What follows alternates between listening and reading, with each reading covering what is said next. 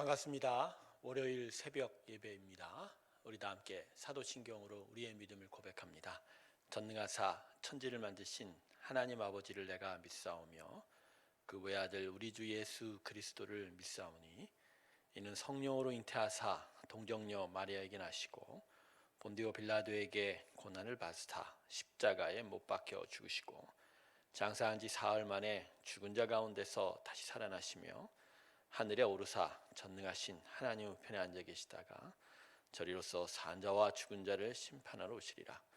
성령을 믿사오며 거룩한 공예와 성도가 서로 교통하는 것과 죄를 사하여 주시는 것과 몸이 다시 사는 것과 영원히 사는 것을 믿사옵나이다. 아멘. 우리 다 함께 400장 찬송 함께 부르겠습니다. 험한 시험 물속에서 400장 찬송입니다. 우리 다 함께 부르겠습니다. 험한 시험 물속에서 나를 건져주시고 노한 풍랑 지나도록 나를 숨겨주소서. 주여 나를 돌보시사고 이 품어주시고 험한 풍파 지나도록 나를 숨겨주소서. 권세 능력 무한하사 모든 시험 이기고 풍랑까지 다스리는 주님 앞에 비오니 주여 나를 돌보시사고 이 품어주시고 험한 풍파 지나도록 나를 숨겨주소서. 죄악 길에 빠진 이 몸 캄캄한데 헤매며 부르짖는 나의 원 들으소서. 내 주여 주여 나를 돌보시사고 이 품어주시고 험한 풍파 지나도록 나를 숨겨주소서. 아멘. 기도하겠습니다. 하나님의 크신 은혜 앞으로 우리의 마음과 심령이 나아갑니다. 하나님, 우리에게 말씀하여 주시고 우리가 주를 의뢰하게 하여 주시옵소서. 주께 피하는 자는 복이 있음을 기억하게 하시고 주님을 의지하며 나아가는 믿음을 허락하여 주시옵소서. 이 새벽 우리를 깨우셨사오니 우리의 영이 더욱더 견고히 주 앞에 서게 하시며 주님을 향하여 나아가는 귀한 은혜의 길 허락하여 주시옵소서. 감사드리며 예수님의 이름으로 기도드립니다. 아멘. 오늘 말씀은 골로새서 1장 15절에서 23절 사이의 말씀입니다. 골로새서 1장입니다. 15절에서 23절까지의 말씀입니다. 골로새서 1장 15절에서 23절 말씀 제가 읽겠습니다. 그는 보이지 아니하는 하나님의 형상이시요 모든 피조물보다 먼저 나신 이시니 만물이 그에게서 창조되되 하늘과 땅에서 보이는 것들과 보이지 않는 것들과 혹은 왕권들이나 주권들이나 통치자들이나 권세들이나 만물이 다 그로 말미암고 그를 위하여 창조되었고 또한 그가 만물보다 먼저 계시고 만물이 그 안에 함께 섰느니라.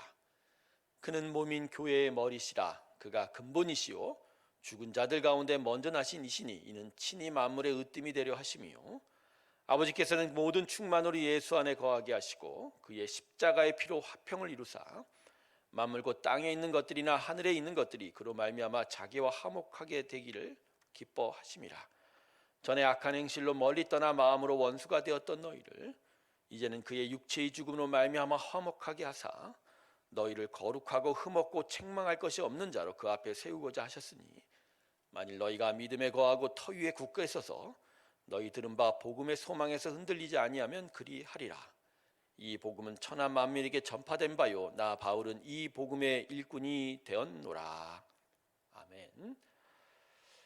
우리는 계속해서 구원을 받았다라는 것은 영적으로 자라야 한다라는 것을 새벽 예배를 통해서 이 골로새를 통하여 배우고 있습니다. 자, 그러면 영적 성장의 최종 목표는 무엇인가요? 본문 22절을 보시면 이제는 그의 육체의 죽음으로 말미암아 화목하게 하사 너희를 거룩하고 흠없고 책망할 것이 없는 자로 그 앞에 세우고자 하셨으니라고 합니다. 즉 아담의 타락으로 인하여 죄인된 사람이 다시 거룩한 자로 하나님 앞에 서는 것, 이게 영적 성장의 최종 목표입니다. 자, 그러면 이 영적 성장을 위하여 필요한 것이 무엇인가요? 23절 이렇게 기록합니다. 너희가 믿음에 거하고 터 위에 굳게 서서 너희 들은 바 복음의 소망에서 흔들리지 아니하면 그리하리라. 믿음에 굳게 서라.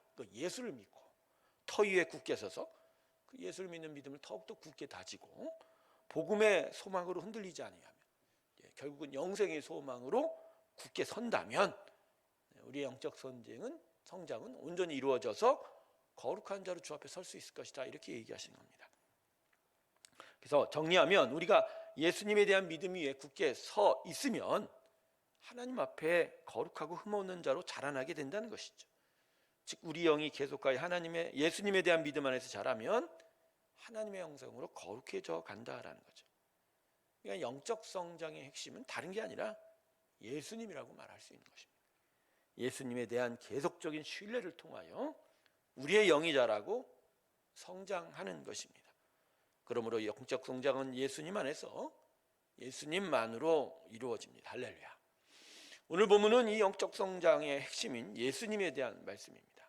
바울은 오늘 말씀을 통해서 영적 성장이 예수님 안에서 두 가지로 이루어진다라고 가르치고 있습니다. 첫 번째, 영적 성장은 예수님 안에서 새롭게 삶의 목적이 세워진다는 것이죠. 18절을 보세요. 그는 몸의 교회의 머리시라. 그가 근본이시요 죽은 자들 가운데서 먼저 나신 이시니 이는 친히 만물의 으뜸이 되려 하심이라. 18절에서 예수님을 만물의 으뜸이라고 말한 건 예수님이 하나님의 피조물이라고 말하는 것이 아닙니다. 16절을 보면 분명히 바울은 예수님이 창조주라고 말씀합니다. 그러면 28절에 이 말은 무슨 말이냐? 예수님은 만물을 창조하실 뿐만 아니라 만물을 소유하고 다스리는 분이시기에 성부 하나님 앞에서 모든 만물을 대표한다는 거예요. 그런데 그런 예수님이 그 만물을 대신하여 십자가에서 죄를 대하여 죽었기에 그 예수님이 우리를 향한 주권을 가지게 된다는 그런 의미입니다. 그래서 16절에서 그렇게 말하죠. 다 그로 말미암고 그를 위하여 창조되었고. 그러니까 예수의 구원을 받은 자는 예수 안에서 예수님을 위하여 다시 태어난 인생이 된다, 그런 말씀을 하는 겁니다. 성도 여러분, 이 땅에 존재하는 모든 만물은 다 각각 목적이 있어서 창조되었습니다. 사람은 더욱 그렇습니다. 사람이 그 창조된 목적을 상실하면 멸망으로 가게 되어 있는 거예요. 그러므로 제대로 우리 인생을 살려면 예수님 안에서 우리 삶의 목적을 다시 알아야 합니다. 바로 이 과정이 영적 성장인 거예요. 영적 성장은 예수님 안에서 내 인생의 목적을 제대로 알아가는 겁니다. 그러면서 예수님 안에서 자신의 인생의 목적을 깨닫게 되면 그때부터 본격적으로 성장이 시작이 되는 거예요. 그런데 중요한 건 예수님 안에서 삶의 목적을 찾는 일은 계속되는 일이라는 거예요. 삶의 목적은 한 번의 지식과 경험으로 끝나는 게 아닙니다. 매번 하나님께 물어보는 거예요. 저는 지금 주님을 위해 살고 있습니까? 그럼 저의 삶의 목적은 계속 지금 확인이 되고 있습니까? 네, 저의 삶의 목적은 계속 무엇입니까? 라고 물어보는 일이 있어야 됩니다. 이러한 계속된 질문과 깨달음은 참으로 중요한 것입니다. 내가 주를 위해서 살고 있나라는 것을 살펴보는 작업을 통해서 우리의 영이 하나님을 찾게 되어 있는 거예요. 그러면 내 영이 하나님을 만나서 하나님을 점점 알아가게 되고 거기서 영이 점차적으로 자라나게 되는 것입니다. 예수님을 인하여 삶의 목적을 분명하게 찾으십시오. 그래서 계속 예수님을 경험하고 만나는 일이 우리 가운데 있어야 합니다. 자, 두 번째, 영적 성장은 예수님 안에서 예수님을 온전하게 닮아가는 것이다라는 것입니다. 19절을 보면 아버지께서는 모든 충만으로 예수 안에 거하게 하시고라고 하는 거죠. 자, 여기서 말하는 아버지의 충만은 뭡니까?